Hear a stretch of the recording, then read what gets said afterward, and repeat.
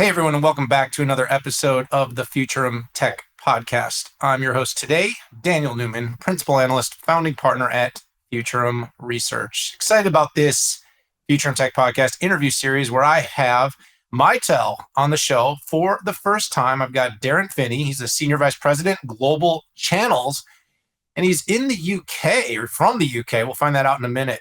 But very excited about the show. Excited to have Mitel with me here. A big topic, future of work, unified communications, contact center. We're going to talk about it all here. So without further ado, Daren, welcome to the show. Thanks, Daniel. And thanks for having me as your first. I hope not your last.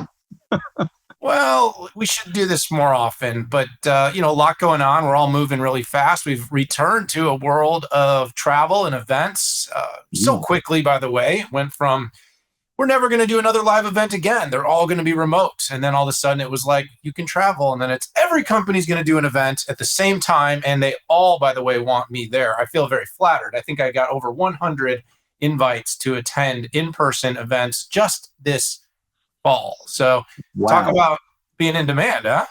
Yeah, that's great. So I guess your travel is going to be crazy for the next few months. Let's just say I didn't say yes to all of them. And let's just say that I wasn't particularly popular in high school. So this has really filled a gap that has really stuck me since my youth. But yeah, this is a really great topic. I really have, for the longest time, enjoyed this space all the way back to the earliest parts of my career where I ran an integrator that focused on video and unified communications. Known Mitel for a very long time, been a company I've paid attention to and watched and admired. And so I'm glad to have you here. Let's start with you, because before I'm going to hit you up on what's going on in the market, let's set your cred. Give me a little bit about yourself, your background, your role with Mitel, and kind of what's keeping you there and excited. Yeah, be happy to, Daniel. So again, I guess, Daren Finney, I'm the Senior Vice President of our global channels here at Mitel. I've been at Mitel now for just over a year. I cannot believe how quick that year's gone. It's not my first rodeo. I've been in the industry now for 30 years in sales and sales leadership roles. Prior to joining Mitel, I was at Citrix, where I was the worldwide COO for partner ecosystems. I think for me, the piece that attracted me and still excites me today so much about Mitel is, this role that I'm in today as the global channel chief. There was nobody doing that role before I joined for some time.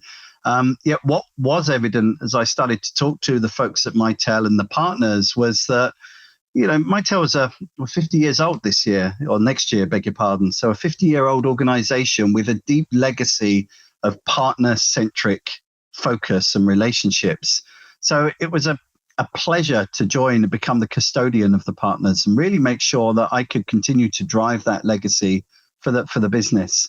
And then, one of the things you just alluded to there, we'll get into the market, massive market opportunity and constant change, which creates constant opportunity. So yeah, I'm as excited today as I was on day one. It's great to be here. Yeah, that is great. I mean, probably a pretty significant change, although you've gone from being part of Citrix, public company, to progress to becoming a private company, to now joining another exciting private company. That's always a big change. And of course, we've seen the macro environment change pretty drastically over the last couple of years as well. But the demand for this particular space isn't changing all that much. The unified communication, collaboration, video, contact center, customer experience and AI, these areas are growing. And in fact, you could argue that in a tougher economy, the demand for these things are actually going to go up. At Futurum Research, recently, we acquired a firm called Wainhouse Research that was 100% focused on collaboration and UC. And this was because we realized that the depth in this area is something that's going to be really important to us. So, let's just look, let's zoom out a second, Daren. You got an industry that's expected to do about 60 billion by 2025. Yeah. That's consequential. But you also have a lot of change. You have sort of born on cloud. You have companies that come from a legacy place. You have companies that have been around since the earliest era of SIP trunking and even traditional POTS lines that are in this space. And then you got the born on cloud, pure AI driven, contact center focused communications platforms. talk a little bit about just kind of how you see the industry, the trends, what's catching your eye. Sure. There's a lot there, isn't there? I mean, you nailed it. I think from that perspective, I think it's all of the things that you've mentioned and more. I mean, there is a massive opportunity in the UC market as far as trends go. I think what we see is we definitely see hybrid work continuing in the post-COVID era. I think this, coupled with continued convergence of unified communications and contact centers, AI and data insights, and also the new communications API world, which allows businesses app integration and better customization. They're all areas really that are driving the communications industry today. I think as we touched on, it's an exciting time, and it truly is a massive market. There's so much change going on. Yeah, you said it well, and like I said, I occasionally am guilty of taking the oxygen down, asking the question but giving the entire answer. There's TV hosts. I do it in good spirit, Daren, because I know you have a lot of expertise, but I don't want anyone to forget that I've done this for a minute. But maybe on the Mitel front, we can hit that up. With all those things we mentioned, right?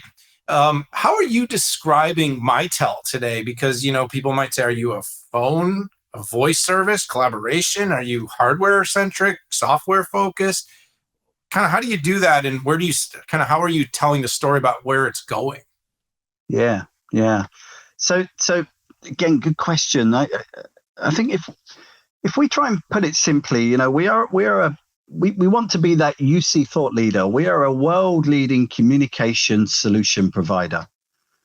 Today, if you think about Mitel, we are one of the top 3 UC providers. We've got more than 35 million customers globally in over 100 countries. Our customers represent key healthcare institutions, hospitals, schools, colleges, government entities, hotels, cruise ships, more broadly, hospitality, as well as obviously a very strong SMB business. But our offering really spans across all of the key verticals. If you think about Mitel, we are a dominant player in the cloud PBX devices and contact center industry. We're number 1 in decked handsets in the world, and we're number 3 in contact centers. Yeah. So then, what do you think if you look at this kind of continuum of different services? What are your customers and your partners telling you in terms of why they're choosing you? It's not an industry that lacks options. Let's just put it that way. So what's the sort of hook? What's the reason that they're really sticking by and looking at Mitel and supporting your evolution so much? Yeah. And I guess partners, I talk to partners every day, as you'd expect. Customers, I try to talk to every day. Don't always get that luxury, but largely trying to understand how we support our customers more and how we enable our partners to deliver on that. So I guess, thinking firstly, Mitel's strategy is to provide flexibility and choice for customers throughout their entire communications lifecycle.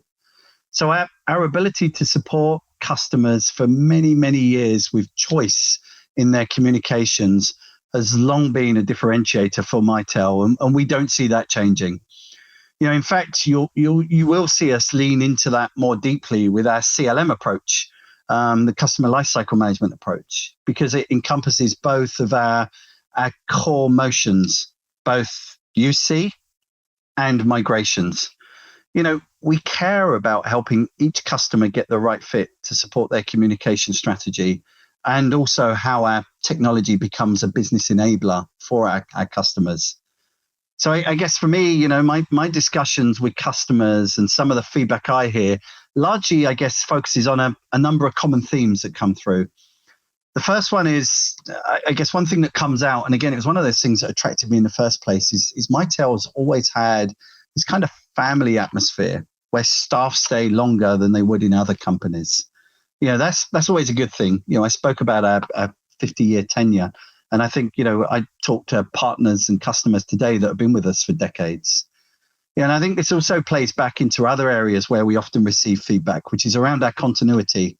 That's continuity of Mitel offers, of products, but also the relationships that we build with our customers. One of the other things as well that I hear from our value perspective is that Mitel is always shares what's best for the customer, and we also recognize, and our partners recognize, that sometimes this is not what's always best for Mitel, and that I feel is quite refreshing and quite honest. And then the final theme, I guess, I often hear is around our product stability and quality. They're trustworthy, credible, and reliable.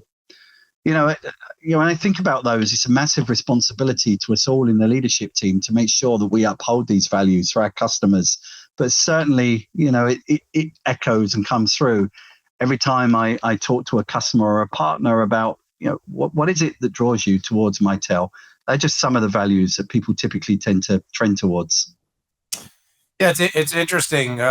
You grow up hearing different iterations of it's the customer's always right, or what I always said is the customer's not always right, but the customer is always the customer. And so, Yeah. You got to find that balance, and being able to be a company that is really customer centric is sort of part of that really strong evolutionary customer experience or experience led business models that have become very not just in vogue, but really have proven to be differentiators between winners and losers in different markets and industries. So this is going to be something that, as an analyst, I would say should rank highly in your business strategy, and then making sure your customers truly see and value that differentiation is going to be very important. I want to just double click on something you kind of started to talk about. Like to just make sure you kind of maybe lean into it a little bit more for the audience, and that's about what you were talking about, customer lifecycle management. What is that like? It sounds good, but what does that really mean? Like, what is it? What does it mean when you say we do this and we do this better? Like, okay, give me a little bit more on what that is and how you're really doing it differently than others in the industry. Yeah, yeah, and I'd say we are doing it very differently to others in the industry. It's foundational to what we do. I think CLM or customer success, depends how you look at it. It's not new. I guess we've been talking about it for many years, and for many of our partners, they've been doing it very effectively with their customers for years. But in many instances, they've been doing it in isolation of any vendor. They've had to kind of stand up their own solution as to how they really support the customers through their lifecycle management. But for us now, CLM, what does it mean firstly for Mitel? It's really about supporting our customers through their communication lifecycle and delivering value, regardless of whether they're using on-premise solutions, if they're moving to a hybrid solution, or if they're fully migrating to the cloud. It's really about ensuring every end customer has a high degree of satisfaction and future-proof flexibility, no matter their current solution. And ultimately, it's about how we work with our partners to deliver value, trust, knowledge, and experience to our joint end customers. What we've actually started to do now is we're starting to work really closely with our partners to show how UC solutions deliver value through their entire communications lifecycle. We really want to have an approach that we can truly understand where the customer wants to go with their business and which solutions work for their organization. And I guess when we think about our CLM, it's really focused in three key opportunities around how we deliver that value to the customer. Firstly, for our existing customers, we want to continue to add value to their business today with things like our innovative analytics, and really how we start understanding their business.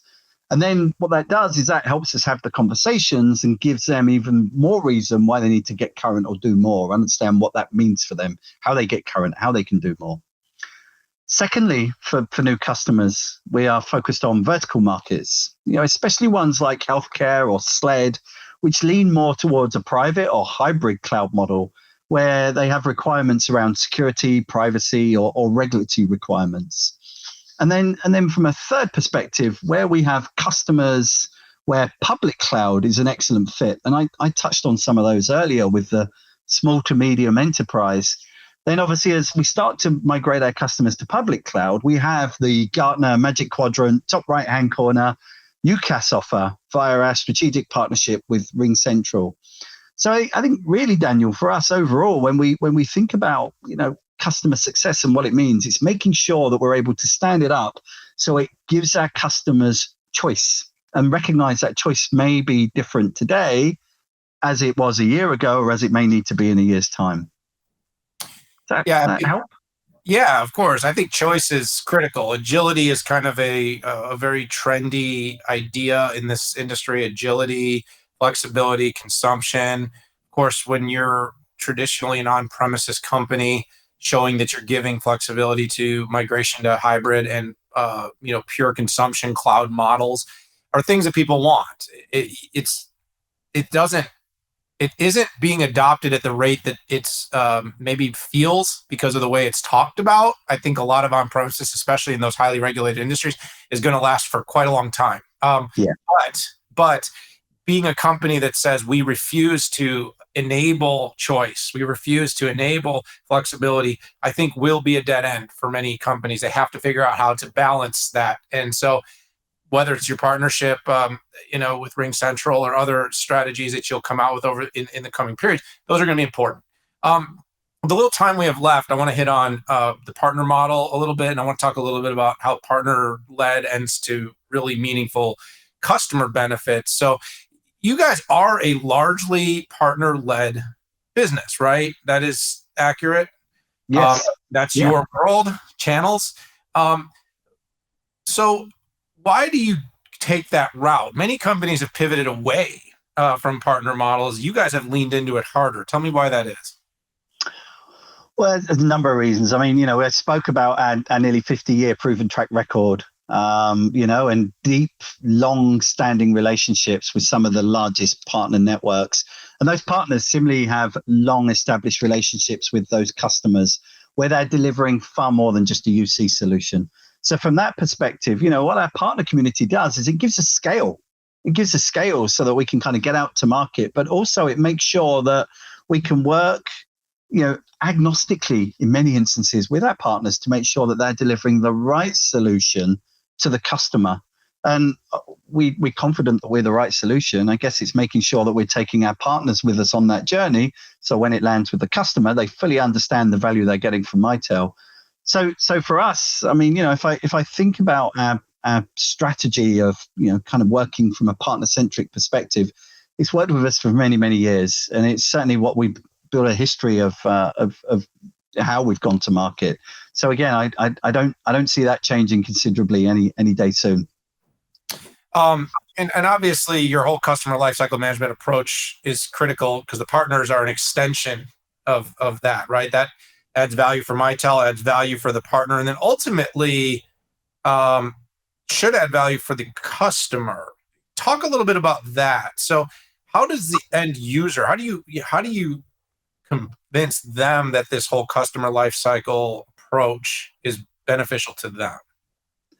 So from a customer perspective, the way we've really worked it is we've empowered our partners. So we've worked very closely with our partners to give them the campaigns, the content, the analytics, the data that they need to be able to go and have the conversations with the partners.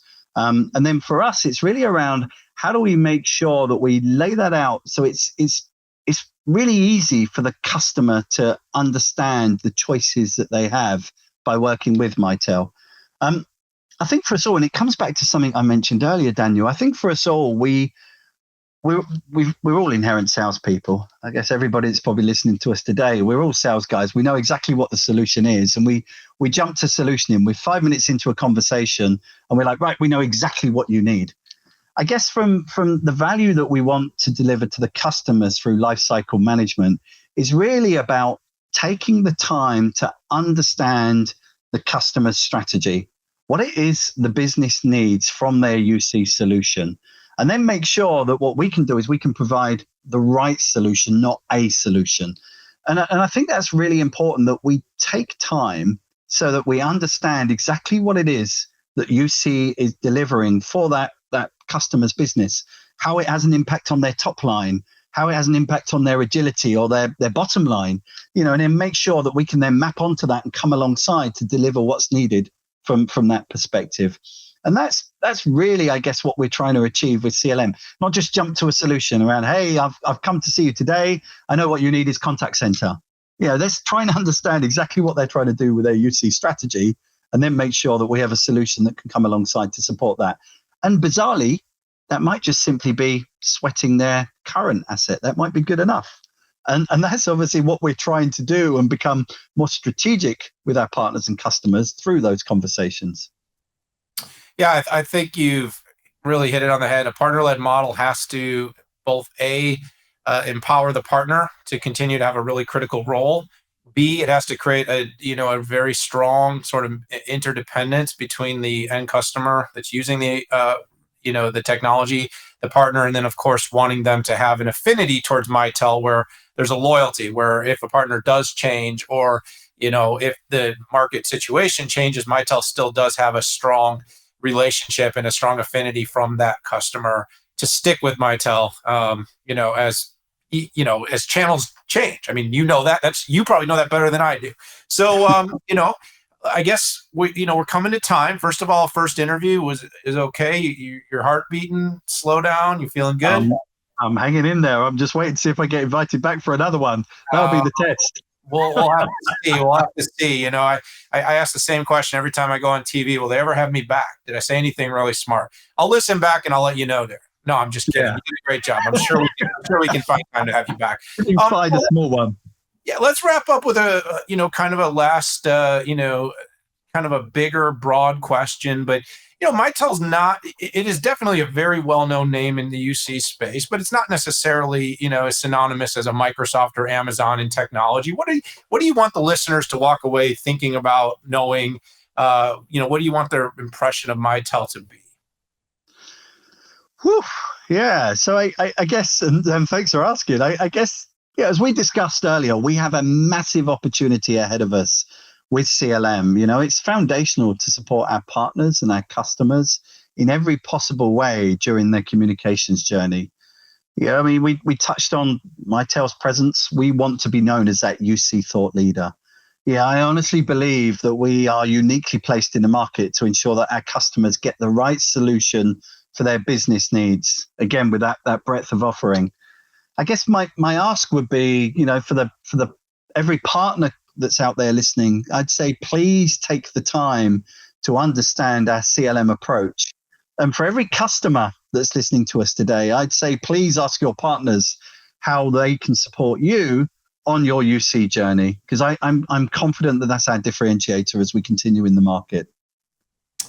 There you go. There you have it. So, Daren, thank you so much for joining. It was a lot of fun having you on the show. Learned a lot, and congratulations on making it a year into the role. Time flies. What do they say? And as I've aged, Daren, I say the days go slow, but the years go fast. I don't think I made that up. I probably heard it in a country song.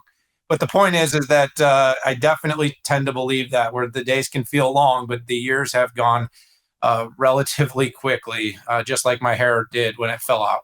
I do want to thank you so much, though, for joining. I want to thank Mitel for having you on the show. A lot of great information there. Check out the show notes. We'll put some links in there to learn more about Mitel's Customer Lifecycle Management, as well as we've written a few research notes through Futurum Research on our site that you can read, available to you, not behind any sort of gate or paywall. So to learn more about our opinions and what our research is saying about what Mitel is doing in this space. So hit that subscribe button, come back, join us for many other great interviews and shows here on the Futurum Tech Podcast. We appreciate all of you in our community, but for now I got to say goodbye. So thanks for tuning in. We'll see you later.